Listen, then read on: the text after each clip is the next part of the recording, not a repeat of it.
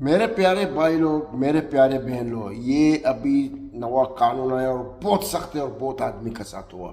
ये याद रखो आप लोग।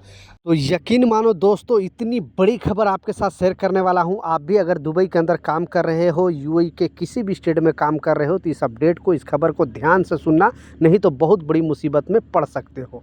3 इंपॉर्टेंट अपडेट है, तीनों अपडेट के ऊपर आपसे बात करने वाला हूं। 2-3 मिनट का वीडियो है, लास्ट तक जरूर देखना ताकि आपको पूरी जानकारी मिले।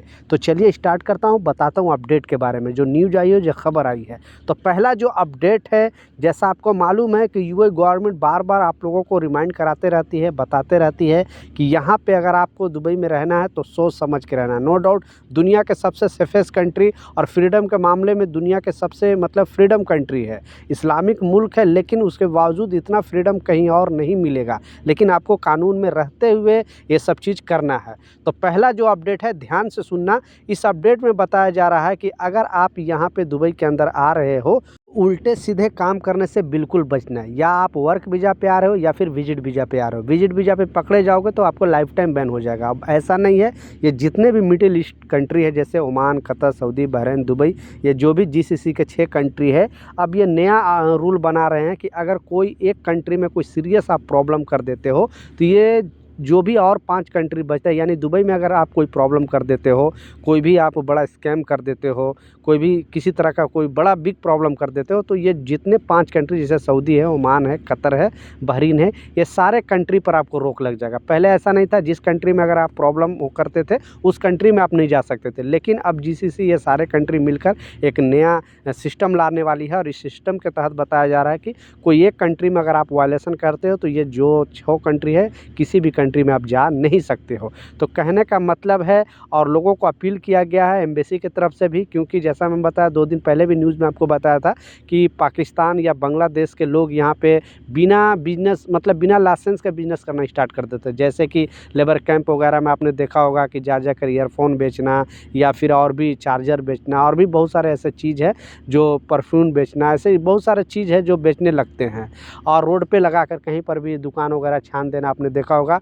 ऐसे बहुत सारे मामले की वजह से पाकिस्तान का वीज़ा तो बंद फ़िलहाल किया ही है, बांग्लादेश का वीज़ा बहुत दिन से बंद है। इसलिए भारतीयों के साथ अपील है, प्लीज़ इस वीडियो को ज़रूर शेयर कर दें कि इंडियन होने के नाते, कि अगर आप दुबई में आ रहे हो, यूएई में आ रहे हो, तो दूसरे के बहकावा में आप इस तरह का गलती ना करना। क्योंकि यहाँ पे कोई भी काम करना है तो आपको पहले लाइसेंस लेना पड़ेगा, तभी आप काम कर सकते हो। नहीं तो लोग बोलेंगे कि नहीं, आप पार्ट टाइम में ये जॉब कर लो, आप कुछ पैसे कमा सकते हो। तो दूसरे के बहकावा में आपको बिल्कुल नहीं आना है, तो इस बात का लाजिम ख्याल रखना। दूसरा जो इम्पोर्टेंट अपडेट है, इस अपडेट में बताया जा रहा है, बहुत सारे ऐसे जो यहाँ पे कामगार हैं, जब दुबई के अंदर आते हैं तो ऐसे भी कंपनी है जो कामगारों को 3 महीना, 4 महीना, 2-2 महीना सैलरी नहीं देती है।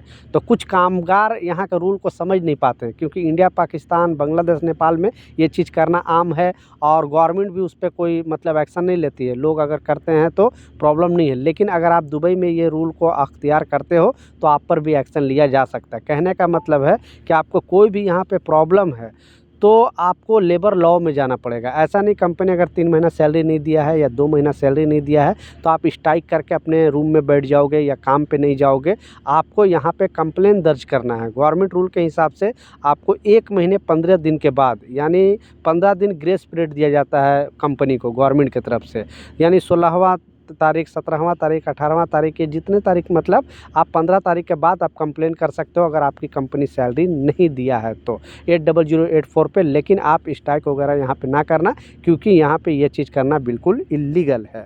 लास्ट जो सबसे इम्पोर्टेंट अपडेट है, आपने टाइटल और थंबनेल में बिल्कुल सच पढ़ा है कि ऐसे जो लोग यहाँ पे रहते हैं, क्योंकि आप लोग ज़रूर ये चीज़ कराया होगा, लगभग गवर्नमेंट डेटा के हिसाब से 60 लाख लोग करा चुके हैं, यानी 6 मिलियन लोग यहाँ पे करा चुका है। और जबकि प्रवासी का यहाँ पे जो तादाद है 1 करोड़ 10 लाख है, यानी टोटल जो है यहाँ पे प्रवासी, और जिसमें ज़्यादातर भारतीय हैं, 40 लाख तो भारतीय हैं। तो अनएम्प्लॉयमेंट इंश्योरेंस है, जो अभी तक नहीं कराए हैं वो जाकर लाजिम करा लें, क्योंकि गवर्नमेंट का क्लियरली कहना है कि जो लोग अगर नहीं कराए हैं उनके वीज़ा पे 400 दिरहम जुर्माना आ गया है, तो पहले वो 400 दिरहम वो जमा करके तभी वीज़ा रिन्यूअल के लिए अप्लाई करें कोई भी कंपनी। और ये पैसे आपको पे करना पड़ेगा। इसलिए जब तक आप यूएई में रहोगे तब तक अनएम्प्लॉयमेंट इंश्योरेंस का जो पैसा है आपको देना पड़ेगा। महीने के 5 दिरहम आपको देते रहना पड़ेगा जब तक किसी भी कंपनी में आप रह रहे हो। ऐसा नहीं एक कंपनी में आपने करा लिया, एक बार करा लिया तो आपको कराने की ज़रूरत नहीं है। आप 1 साल के लिए करा सकते हो, 2 साल के लिए करा सकते हो, 6 महीने के लिए करा सकते हो, या फिर अगर सैलरी से आप जोड़ देते हो तो मंथली बेस पे आपका 5-5 दिरहम कटता रहेगा। लेकिन जब तक आप यूएई में रहोगे तब तक ये चीज़ कराना पड़ेगा, नहीं तो 400 दिरहम जुर्माना और आपका वीज़ा रिन्यूअल नहीं होगा। वीज़ा रिन्यूअल नहीं होगा, आपका वीज़ा कैंसिल। जैसे अप्लाई करेगा कंपनी आपका वीज़ा रिन्यूअल करने के लिए, आपका वीज़ा रिजेक्ट कर दिया जाएगा, फिर आपको इस देश को छोड़ के जाना पड़ेगा।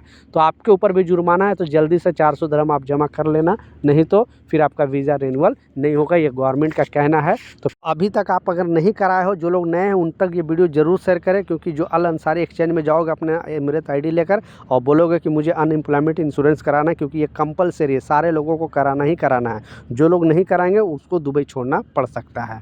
तो ये कुछ अपडेट था, कुछ जानकारी था, मैं सोचा आप लोगों के साथ शेयर करूँ। कुछ सवाल है, कुछ कन्फ्यूजन है, नीचे कमेंट सेक्शन में ज़रूर लिखें, मैं ज़रूर आपको रिप्लाई करूँगा। मिलता हूँ नए अपडेट के साथ, नई जानकारी के साथ। जब तक जय हिंद।